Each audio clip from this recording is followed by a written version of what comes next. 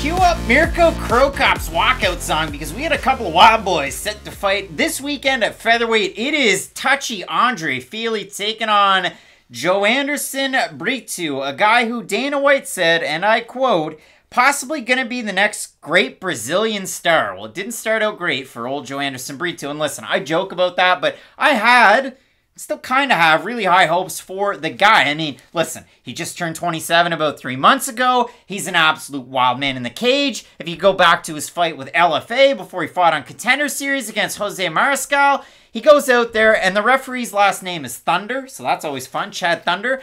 He's chatting, chatting mad smack to his opponent, which that's got to be scary considering, you got a guy speaking Portuguese in the States. You probably have no idea what he's saying. And then all of a sudden he kicks him in the cup. And right after he kicks him in the cup, before Thunder can go in to stop the Thunder, Joanderson goes, well, the fight's still going on. I'm going to thump him. And he rocks him. And then once his opponent, Meerschaert, gets his legs under him, he still doesn't. And Brito ends up going in and finishing him. And then Brito goes in there and takes on Diego Lopes over on Dana White's Contender Series about 7 months ago from this weekend. And in that fight, it's unfortunate because it ends due to an illegal blow. Referee Chris Tione oversees an eye poke.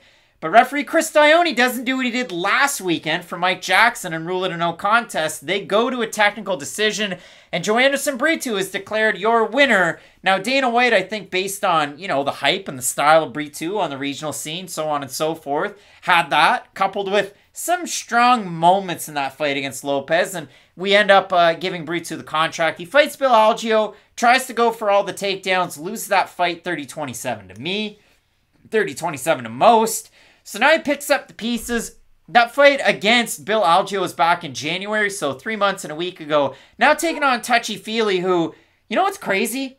I think of him and Alex Caceres in the same breath as these guys have been in the UFC forever. They've beaten guys that haven't been the greatest. They've lost to some very good fighters. The craziest part about it is they haven't fought each other. Can you believe it? It is kind of wild. The good thing about Andre Fili, though, is that we know exactly what he's going to do. With Brito, there's all these question marks. Like you say, he's the wild man. He can strike. He does everything with 100% power behind it. But with Fili, he's a very steady fighter. And that's the thing. He might not have beaten a lot of the elite fighters in this division, but he has fought them, and he hasn't gotten completely outclassed by them. He's fought Max Holloway. He's fought Yair Rodriguez. He's fought Sadiq Youssef. Like, these are good fighters in this weight class. These are just guys who are in and fighting. So I think for Fili, this is a good chance to kind of get back on the horse and remind people how good you are. And the thing about Fili that a lot of people forget too is he's a really good wrestler. You don't really see that side of him all the time in the cage, but offensively, I really do like his wrestling game. He was able to take down Dennis Bermudez quite a few times, and if you know anything about Dennis Bermudez, you know how good of a wrestler he is. So I always think that's a nice little plan B that Andre Fili can go to. Andre Fili out-wrestled Max Holloway before he got submitted. Out-wrestled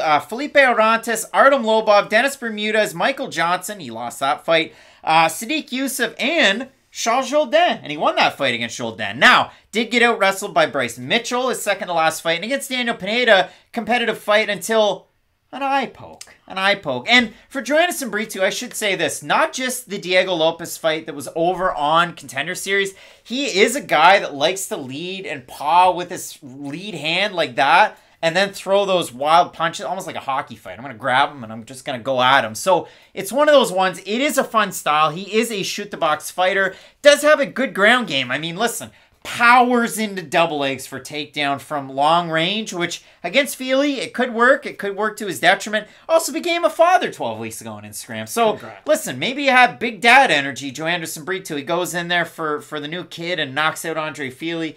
Who knows? Crazier things have happened, but an interesting fight nonetheless, because these guys stylistically, when you match them up, Andre Fili, steadier fighter over 3 rounds? Yeah, I would say that. Better at long range with his striking? Yeah, I would say that. When it comes to the wrestling, they do it in different ways, so it really is tough to tell, because if a guy like Bryce Mitchell can take Andre Fili down and dominate him, can Joanderson Brito? Probably not, but you never know. So we'll see what happens in those regards. But it should be a very, very fun fight. You look at the odds in this one.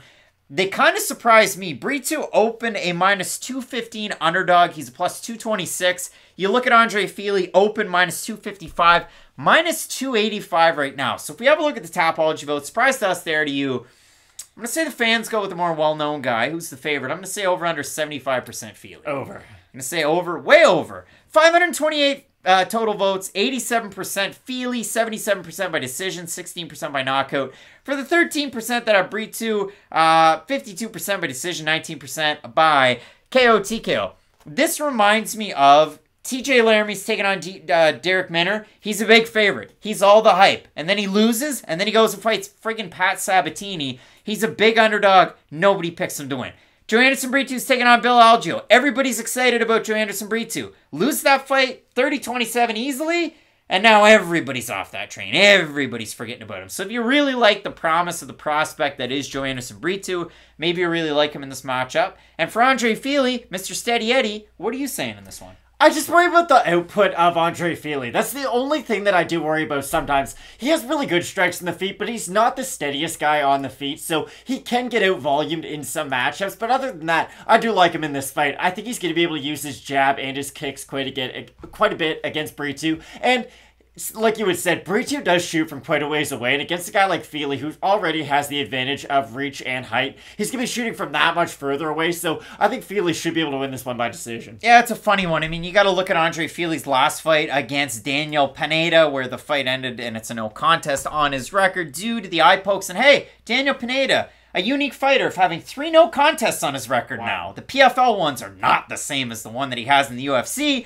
but I do tend to agree with you here. I think, you know, again, if you still like Brito, if you like the explosiveness, if you like the fun, if you want to see something wild, it's a Brito win, and it's a Brito win impressively. I'm going to go with the more known commodity, the guy that I can kind of look at as, okay, again, volume on the feet, not the greatest, but with the kicks, with the prods, with this and that, you do like it. With the takedown defense, it's not too bad. So I will go with Andre Fili to be the fresher fighter in this one as it goes along. But if you're going to see something wild, it's a Brito finish, and that would be absolute fireworks. So in this fight, both of us going with Touchy Fili out of Team Alpha Male. You get some other Team Alpha Male fighters on this card. And last weekend, Macy Barber picking up a big win for the gym over in Montana De La Rosa. Let us know down below in this fight who you have, because we'd love to hear from you. And we got a big one between Arlovsky and Collier next that you're not going to want to miss. Keep it locked in with Fight Night Picks. We always say, let's get into it.